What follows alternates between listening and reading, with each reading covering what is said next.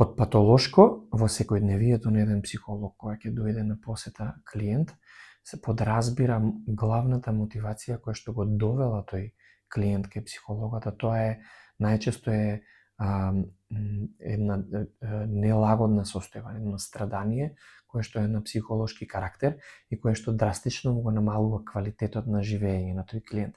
Затоа и тој дошол. Значи тоа е, не мораме да навлеземе длабоко во дефиниција, меѓутоа површно и опширно, најсимплистички поставено, а тоа е секоја она нелагодна состојба која што драстично ни го намалува квалитетот на животот, а најмногу незините корени најмногу датираат од психолошки карактер.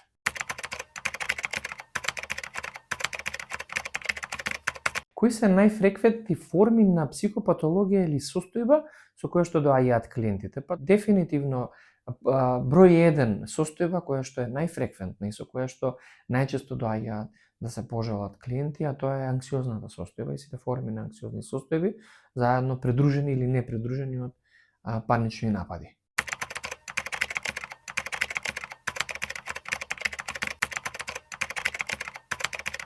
Која е најретката психолошка појава или психопатологија со која што имам сретнато?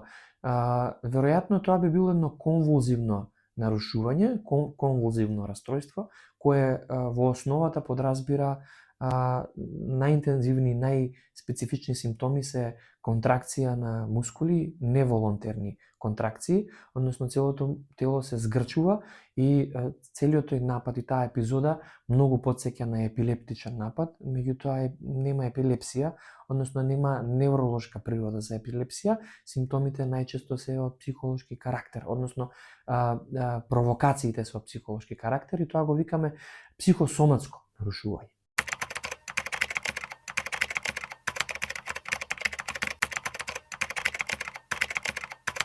Многу интересно прашање. Има многу сличности. Многу работи се слични, многу работи се блиски и многу работи се превземени, поготово оние што се функционални и оние кои што се бенефицијални, се земени токму од тој разговор со многу добар пријател. Знаете како, многу добар пријател ве слуша многу внимателно и поради тоа што умее да се стави фигуративно, односно символички, имагинативно во ситуацијата која што му ја раскажува, да тој успева кај себе да предизвика слични чувства како оние кои што ги има соговорникот, оној кој што страда во моментот и кој што има можеби некој проблем и некоја состојба која што сака да му раскаже на најдобар пријател. Тоа значи го предизвикувате на емпатија. Добар пријател има способност да сочувствува со соговорникот.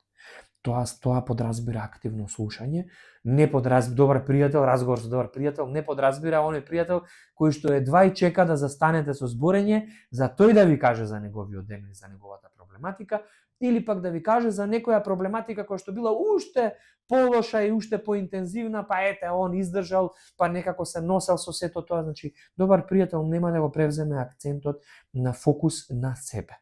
И онда, значи, рековме, добар пријател е оној кој што сочувствува, кој што слуша внимателно.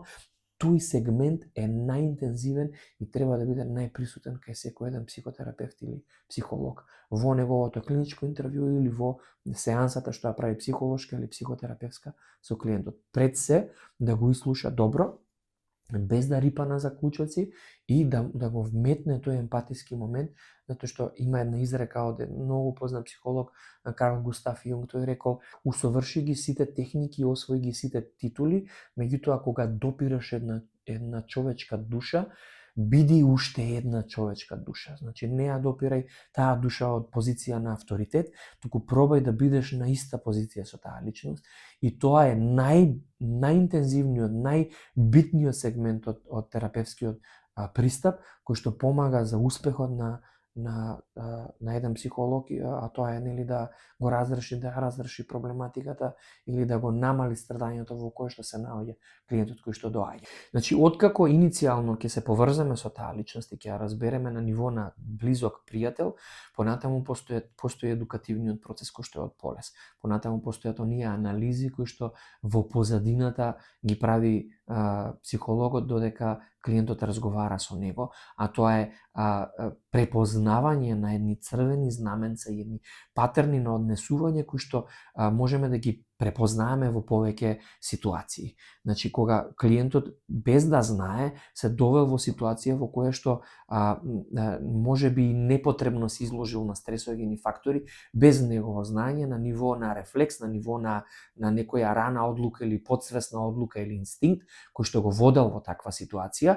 Секако дека секој клиент доаѓа со едно логичко објаснување зошто се нашол во таква ситуација, меѓутоа во позадина психологот препознава патерни кои што можеби на клиентот му се логички, меѓутоа ги вметнува и ги преведува преку една психолошка матрица на знаење и ги вметнува во тој еден пазл, една како да кажам, една загадка која што се повеќе и повеќе се потполнува како што повеќе и повеќе дава информации клиентот, се додека не се нацрта една подетална слика, па отпосле му се разјаснува на самиот клиент.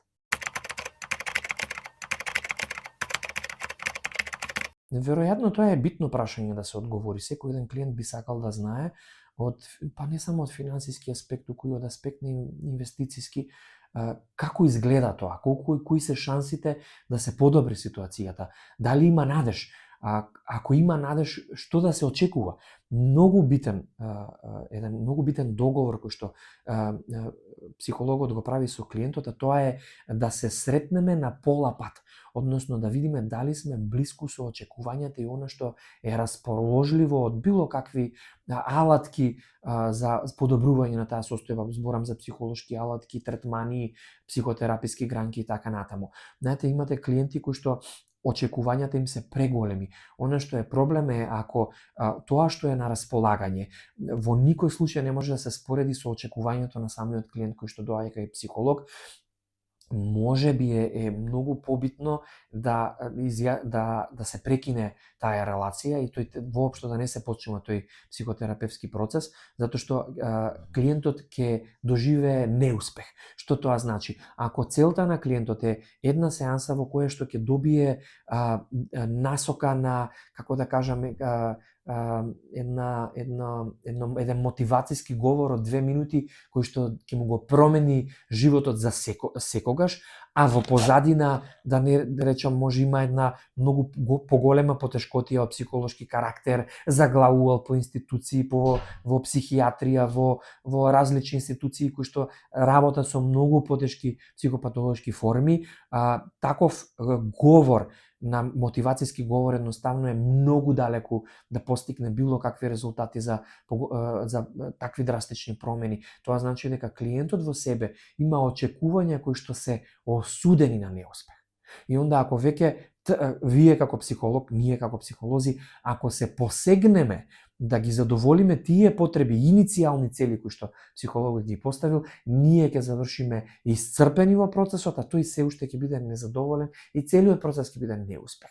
Затоа е многу битно да се постават едни заеднички очекувања. Многу е битно да се изнуди, односно да се извади информацијата од клиентот што тој очекува да направи од целата ситуација и што очекува да постигне.